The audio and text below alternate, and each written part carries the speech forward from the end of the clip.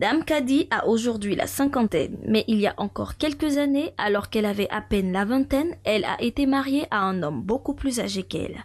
Un mariage forcé, chargé de douloureux souvenirs. Mon premier mariage, j'ai été forcée. Je ne voulais pas cet homme. Il n'était pas du tout de mon goût. Il était un peu âgé et disons, je ne l'aimais pas. Les parents ont tout fait, mais je ne pouvais pas.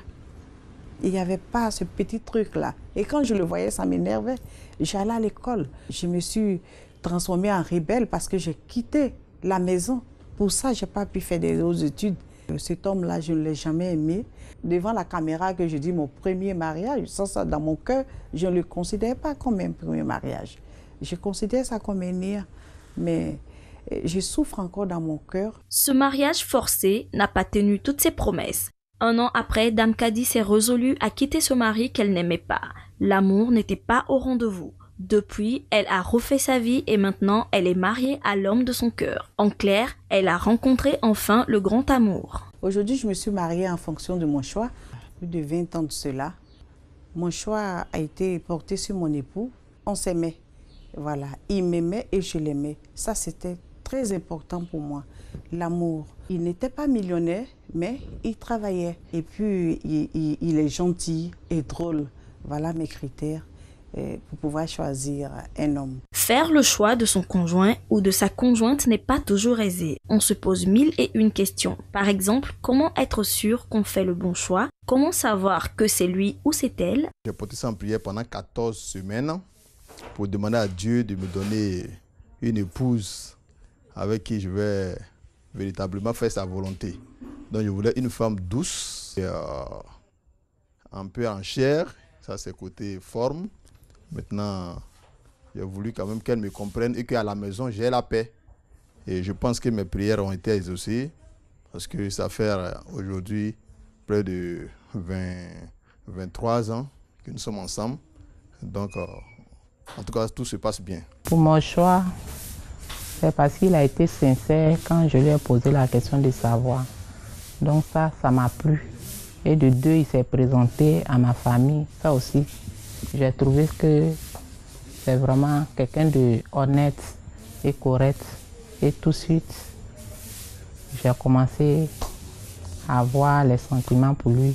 Faire le choix de son futur conjoint ou de sa future conjointe, c'est l'une des décisions les plus importantes de la vie. C'est pourquoi sagesse et discernement doivent être au rendez-vous. Mais au fond, y a-t-il vraiment des critères pour évaluer les chances d'un mariage durable? Sinon, comment expliquer que mariage et divorce soient si proches? Marco, le temps de bien m'asseoir, parce que vraiment, je suis tellement concerné, enfin pas concerné, on est tous concernés, Eva et moi, parce que pour notre couple, moi, je ne vous ai pas choisi, mais je ne me plains pas. Je suis très heureuse d'être avec vous. Vous ne m'avez pas choisi, mais vous ne vous plaignez pas. Non, du tout. Vous êtes heureuse? Le choix a été bon, oui. Je vous rends heureux? Vous me rendez heureuse. Comment vous me rendez heureuse? Non, j'ai dit heureux exprès pour voir si vous étiez attentive à ce que je dis. C'est ça, Marco. Alors, oui, okay. Me combler. Ah bon? Le docteur Assonguessan installé. Bonjour, docteur. 95 minutes. Alors, le thème, le choix du conjoint, thème ô combien intéressant. Elle est troublée déjà. Première question, qui choisit qui, docteur? Est-ce que c'est la femme qui choisit l'homme? Est-ce que c'est l'homme qui choisit sa femme ou ils se choisissent tous les deux? Voilà. Bon, Eva l'a posé ainsi, c'est oui, non, ça ne se passe pas comme ça. En fait, dans le choix du projet, j'ai oublié de vous dire bonjour au passage. Bonjour, docteur. On est déjà dans le... Voilà. Pour le choix, c'est un choix mutuel. La femme choisit, l'homme choisit. Mais dans la sphère ivoirienne et de façon générale, en Afrique, c'est toujours l'homme qui fait le premier pas. Faire le premier pas ne veut pas dire nécessairement c'est moi qui choisis. D'accord? Parce que quand la démarche est faite, quand on parle de choix, c'est l'acceptation de ce qui a été proposé. Donc, j'accepte ce qui m'est proposé, donc je fais un choix. Donc, cela dit, la femme peut choisir comme le garçon peut choisir. Voilà. D'accord, c'est pas ne faut pas rester aussi, il faut sortir des sentiers battus. Absolument. Et de plus en plus, nos enfants font le choix de leur... nos enfants filles, disons-le clairement, font le choix de leur conjoint. Il y a une démarche, excusez-moi, oui. Il y a une démarche que j'ai toujours trouvé assez bizarre, entre guillemets. En Occident, par exemple, c'est un dîner qu'on organise et on présente le conjoint, le futur conjoint aux parents. Okay. Mais en Afrique, mon Dieu, c'est toute une autre démarche. Est-ce que ça conditionne, ça influe sur le choix des uns des autres? Bon, déjà, avant de faire tout choix, le tout part de la base familiale. À la maison, déjà, il y a un canevas dans lequel vous êtes éduqué. Dans le choix de l'épouse, dans le choix du futur mari, il y a un canevas dans lequel on est éduqué.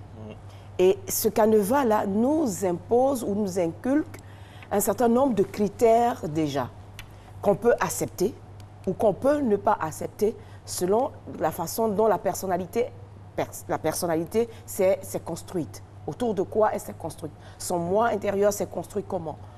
Donc, par rapport à tout cet ensemble de choses, la famille, tu ne viendras pas, c'est un affront en Afrique, en Côte d'Ivoire, je peux dire plus particulièrement, c'est un affront de venir comme ça, se lever un matin et puis dire papa, maman, voici mon fiancé. Voici mon... Non, pas le fiancé, voici mon copain.